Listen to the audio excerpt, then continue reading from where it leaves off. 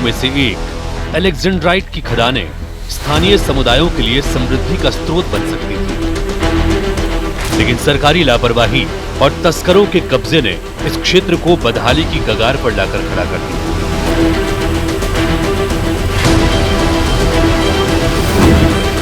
यहाँ बेशकीमती पत्थर होने की जानकारी लगभग 4 दशक पहले पता चली थी। उसके बाद भी सरकारें इसका दोहन नहीं कर पाई।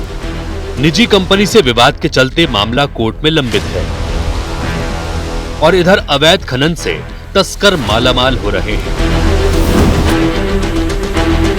जबकि गांव वालों को न मुआवजा मिल रहा है न ही विकास का लाभ।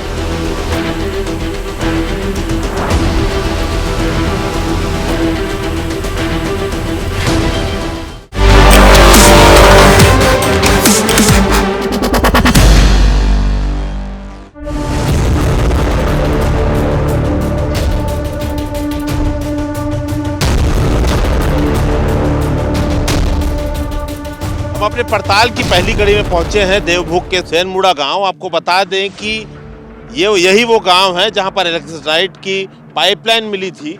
अगर कहने को इसका दोहन किया जाता तो राज्य को अरबों रुपए का राजस्व मिलता, साथ ही पूरा गांव का विकास भी होता। लेकिन आप सोचिए कि 1990 के दशकों के बाद से आज तक इसका दोहन नहीं किया गया है। ये क्षेत्र आप देखेंगे इसे जाली से तार घेरा किया हुआ है, लेकिन खुदाई इस पर पूरे तरीके से बंद है। सबसे बड़ी बात, जिन किसानों की ये ज़मीनें हैं इस पर पूरे तरीके से प्रतिबंध लगा दिया गया है। ना उन्हें इसका मुआवजा मिल रहा है, ना वो यहाँ पर खेती कर पा रहे हैं। और आपको बता दें कि इस प्रकार से गड्ढा खोदा जाता है और पैरा और गोबर का जो मिक्सचर होता है उसे कवर कैप की तरह डाला जाता है, ताकि जब उन्हें दोबारा खुदाई करनी हो तो फिर इसे हटाने में दिक्कत ना हो और इन्हें मेहनत कम करना पड़े, क्योंकि ये बहुत ही ज़्यादा देखिए लूज होता है। ये हाथ से ही देखिए ये हाथ से ही कवर कैप ये रिमूव हो जाता है।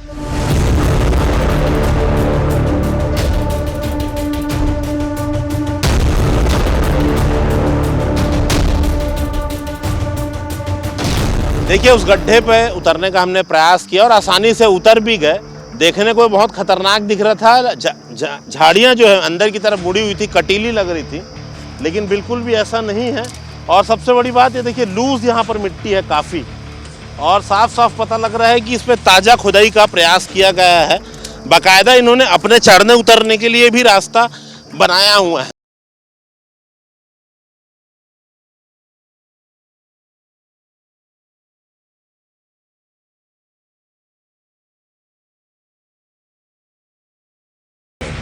ये रत्न जो रंग बदलने की अपनी खासियत के लिए मशहूर है, अंतर्राष्ट्रीय बाजार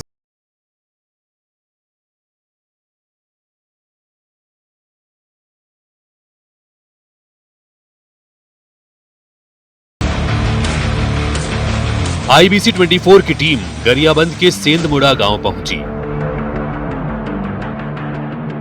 जहां हमारी मुलाकात प्यारे सिंह और उनके भाइयों से हुई। चौंकाने वाली बात यह है कि ये बेशकीमती एलेक्जेंड्राइट पत्थर इन्हीं की जमीन पर मिला, लेकिन न ही इन्हें सरकार से मुआवजा मिला और न ही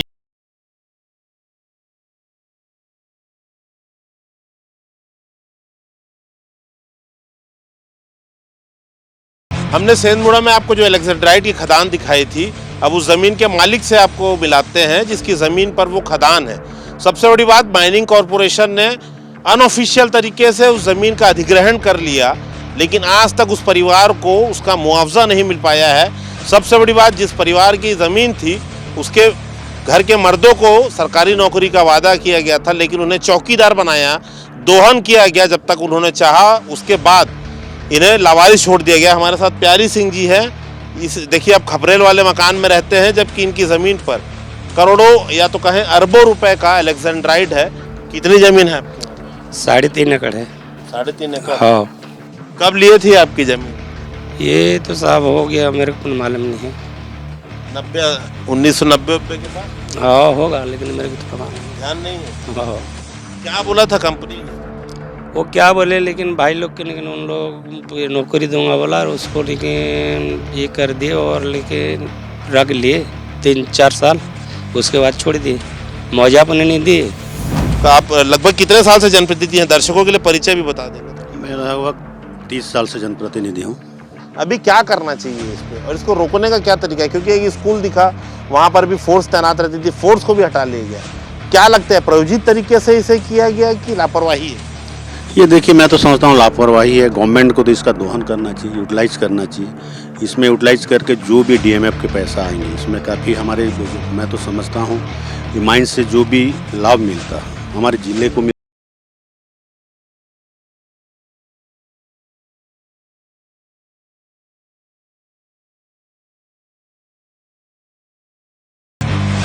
इन गांवों में न सड़कें हैं, न बिजली, न स्कूल और न ही अस्पताल की ढंग से सुविधा। जिन आदिवासियों की जमीन पर यह अलेक्जेंड्राइट स्टोन निकला है, उन्हें मुआवजा तो दूर, बुनियादी सुविधाओं से भी वंचित रखा गया है।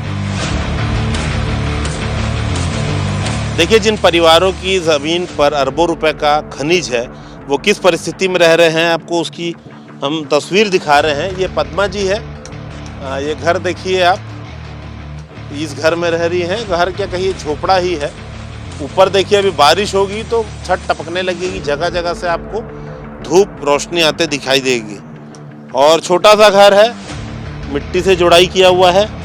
और कौन कौन है दीदी घर में? अकेले हो? हाँ, खुद ही कमाते हो? खुद ही कमाते हैं।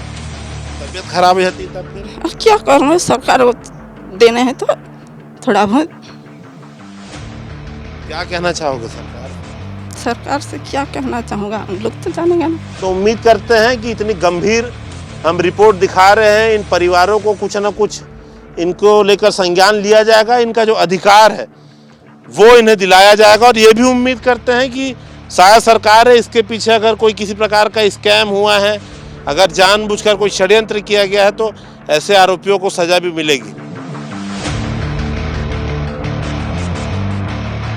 परिवारों के जिनकी ज़मीन पर अलेक्जेंड्राइट की खदान है, अब उस पूरे गांव की सूरत आपको दिखा रहे हैं कि अगर अलेक्जेंड्राइट का दोहन होता तो गांव की स्थिति क्या होती। पूरा गांव आप देखिए खपरेल के मकानों से भरा पड़ा है, टूटी सड़कें, तमाम चीज़ें हैं। आप सोचिए कि डीएमएफ से कितना पैसा आता, लाइमस्टोन रेत से ही करोड़ों रुपए सरकार को मिलता है। लेकिन आप सोचिए अलेक्जेंड्राइट या हीरे का जो डीएमएफ का पैसा होता तो गाँव की आज सूरत ही बदल चुकी होती। लेकिन ये गांव आज भी मूलभूत सुविधाओं के लिए संघर्ष कर रहा है, चाहे वो पीने का पानी हो, चाहे अच्छी सड़कें हो, चाहे स्वास्थ्य सुविधाएं हो।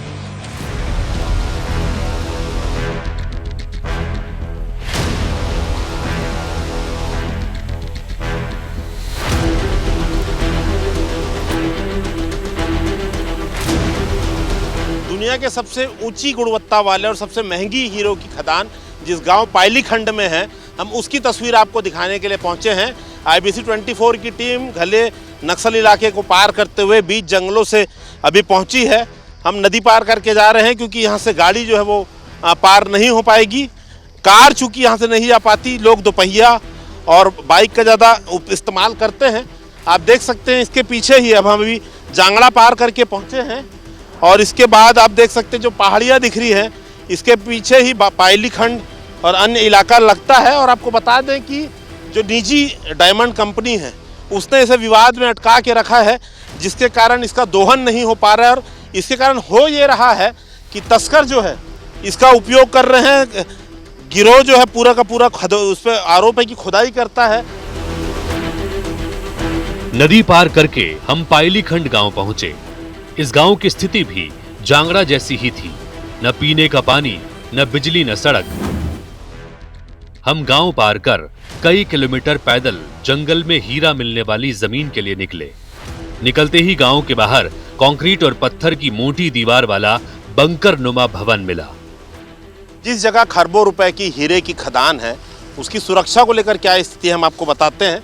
आप मेरे बगल में आप देखिए कि एक जर्जर कैंप है और एक कैंप पूरे तरीके से ध्वस्त हो चुका है। कैंप नहीं कहेंगे, भवन कहेंगे। एक समय में ये भवन हुआ था, जब बनाया गया था बाकायदा।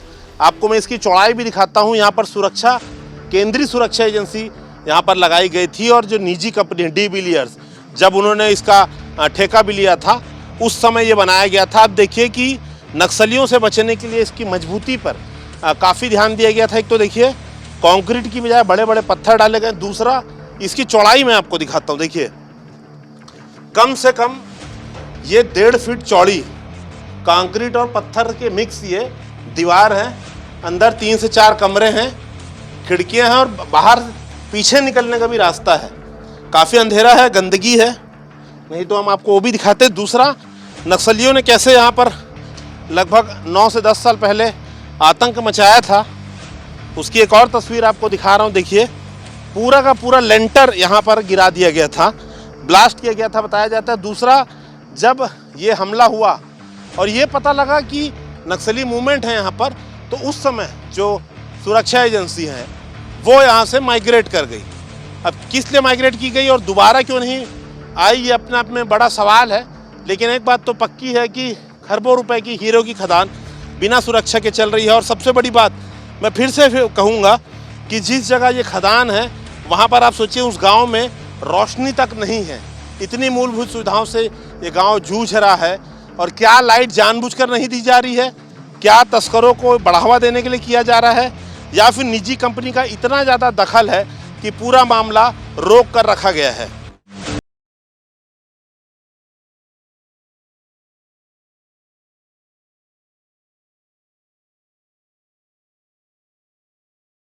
यहाँ से हीरा निकाला जा रहा है, तस्करी हो रही है, अवैध खुदाई हो रही है, उसका सबसे बड़ा सबूत क्या है, ये रेती है। आप देखिए हर तरफ खेत है, पत्थर है, मिट्टी है, लेकिन आप देखेंगे कि यहाँ पर रेत है। आप देखिए कई फीट कई इंच तक यहाँ पर मोटी रेत है।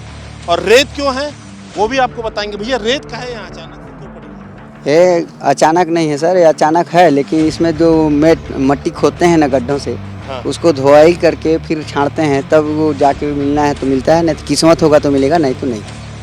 रेत मतलब जहाँ जहाँ रेत मिल रही है वहाँ धुलाई हुई है ना? हाँ हाँ, वहीं धुलाई हुई है। अब देखिए जहाँ जहाँ रेत है वहाँ धुलाई हुई है और काफ़ी मोटाई है यहाँ पर रेत की। देखिए जिस हीरे का दोहन सरकार नहीं कर पाई, तस्करों ने किस कदर किया है। आप इस टीले को देखकर अंदाज़ा लगाइए, इस खेत के लेवल से जितने ऊपर तक आपको रेत या मिट्टी का टीला दिखाई दे रहा है, वो पूरा हिस्सा अलग से पाटा गया है। अब अगल बगल देखेंगे कि प्लेन है, मगर ये वहाँ फेंका गया है, एक तरफ चढ़ाया गया है। आपको जगह जगह ऐसे ही दिखेंगे। देखिए दूसरी तरफ ये देखिए, ये टीला भी वैसे ही है। पायली खंड में भुंजीय बरनू सिंह के नाम की जमीन खसरा 252 में लगभग 2 एकड़ की टुकड़े को प्रशासन ने खदान वाले घेरे में शामिल किया था। वही टुकड़ा तत्कालीन जांगड़ा सरपंच बहूर सिंह के नाम चढ़ाया गया था। पोता नयन सिंह जब पट्टे में दर्ज मृत सदस्यों के नाम कटाने पहुंचा तो उसे पता चला था कि हीरा वाली जमीन पहले पूर्व सरपंच के नाम चढ़ाई गई, फिर उनके निधन के बाद इसे उसके वारिसों के नाम चढ़ा दी गई, जबकि सरपंच से कोई रिश्ता ही नहीं था। पायली खंड में बेशकीमती हीरे की खदान है। ये देश को और दुनिया को कैसे पता चला, उसकी रोचक कहानी है और कितनी अन्यायपूर्ण कहानी है वो हम आपको बताएंगे। हमारे साथ नयन सिंह हैं, इनके ही दादा को सबसे पहले हीरा मिला था। नयन सिंह जी, क्या हुआ था बताइए, कैसे मिला था दादा को और क्या करते थे दादा? दादा यहाँ मिट्टी बो कर रखे थे मेड़ बनाने के लिए। जो बारिश आया तो पत्थर चमक रहा था, तो क्या चमकीला पत्थर है बोले, इसलिए देखा वो।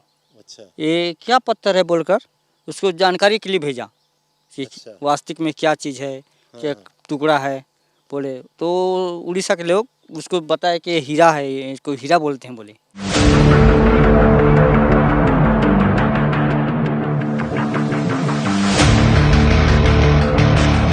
हमने आपको पायली खंड हीरा खदान के ग्राउंड जीरो से दिखाया था और बताया था कि पहला हीरा कैसे मिला, किसे मिला।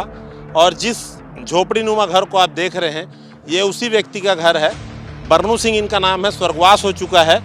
उनका परिवार यहाँ पर, बहू उनकी और उनका पोता यहाँ पर है। अम्मा क्या नाम है आपका? जी मनी। अच्छा, कितनी जमीन थी कुल आपकी? 12 एकड़। 12 एकड़। 2 एकड़ तो हीरा खदान में चली गई। इसको बेचे थे, पैसा पाए थे क्या? नहीं, कैसे चली गई दूसरे के नाम? वो तहसीलदार पटवारी बताई। तहसीलदार पटवारी कब बताइस? पट्टा बना पट्टा बनाइस कौन सा साल? मोर बेटा आपको नाम चढ़े 30 समय सुने इतनी जान। कितना समय हो गया? 2021 में, ये 2021 में जब वो पट्टा बना हो ना, उस समय मोर फौती कटवा बाबूजी खत्म होता रहा, तब पता चले कि मोर 12 एकड़ जमीन बाबूजी बता रही।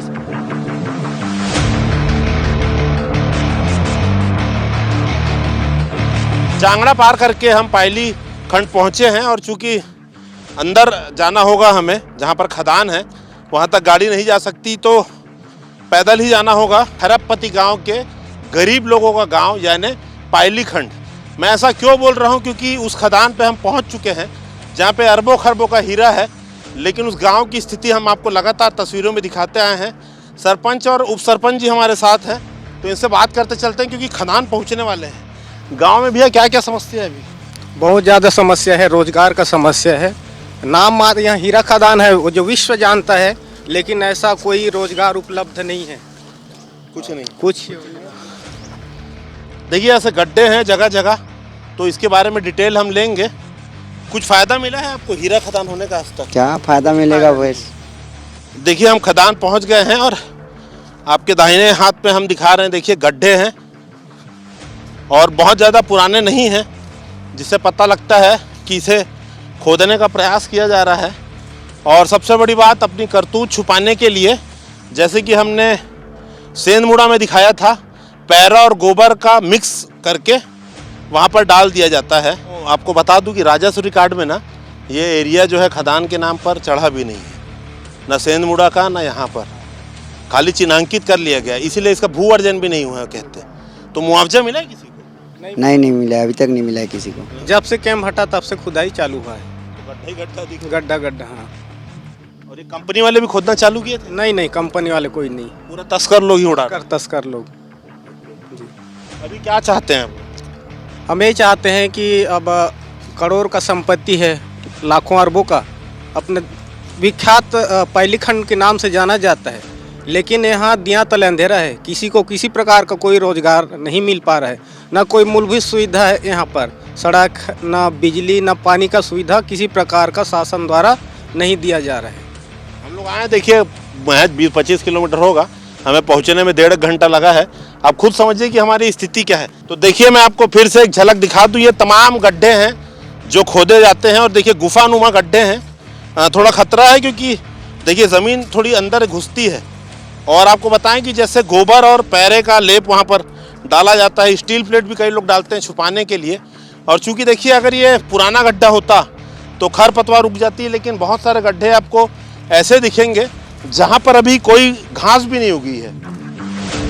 साल 2020 से आज तक की बात करें तो पुलिस ने अलग अलग 17 प्रकरण में छत्तीसगढ़ के 22 और दूसरे राज्यों के 5 आरोपियों समेत कुल 27 आरोपियों को हिरासत में लिया, जिनके पास से 2 करोड़ 28 लाख रुपए के कुल 2354 हीरे बरामद हो चुके हैं।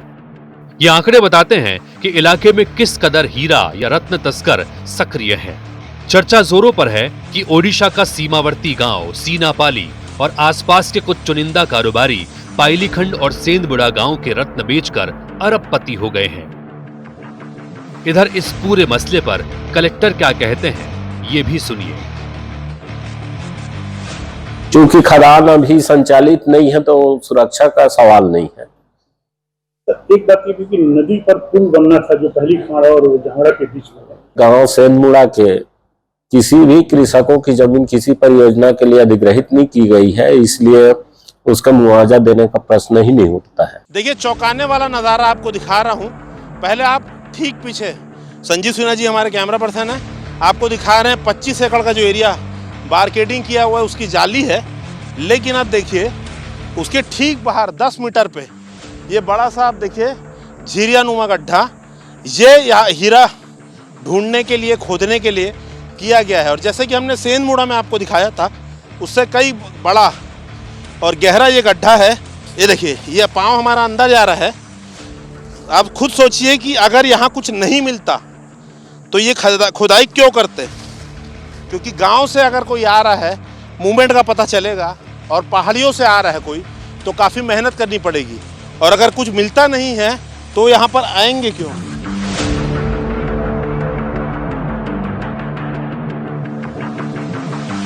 इस पूरे मामले को और भी बेहतर ढंग से समझने IBC 24 की टीम पायलीखंड के पास बेहारी डी में हीरों की उपलब्धता पर PhD करने वाले एकमात्र एक्सपर्ट के पास पहुंची।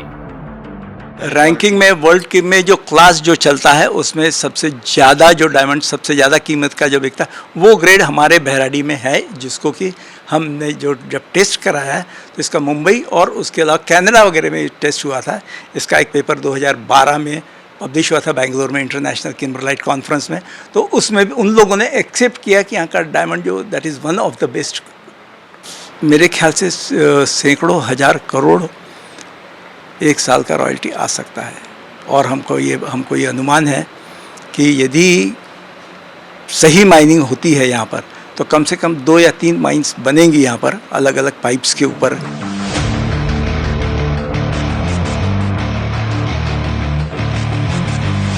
अब ये सवाल उठता है कि आखिर कब तक छत्तीसगढ़ का ये अनमोल खजाना तस्करों के हवाले रहेगा और कब तक आदिवासी समुदाय अपने हक से वंचित रहेंगे।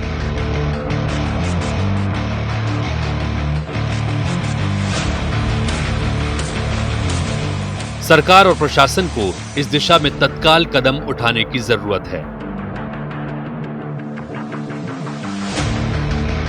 हमने आपको तफसील से गरियाबंद जिले के सेंधमुड़ा और पायलीखंड की हीरा खदानों की तस्वीर दिखाई, उसकी डिटेल बताई, ये भी बताया कि कैसे वहाँ पर तस्करी चल रही है, कैसे गांव वाले वहाँ के उपेक्षित हैं, मूलभूत सुविधा तक नहीं है, कैसे वहाँ पर लोग अवैध उत्खनन करके उसकी तस्करी कर रहे हैं और कैसे कुछ बड़ी कंपनियां उस पर कब्जा जमा के बैठी हैं, केस करके बैठी हैं ताकि दूसरा कोई उसका दोहन ना कर सके।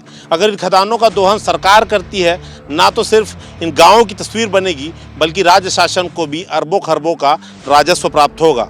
हमने एक डिटेल रिपोर्ट दिखाई है, उम्मीद करते हैं इस रिपोर्ट के बाद सरकार इस मामले में संज्ञान लेगी और इसका जल्द से जल्द दोहन शुरू करेगी। कैमरामैन संजीव सिन्हा के साथ संदीप शुक्ला, IBC 24 पायलीखंड से।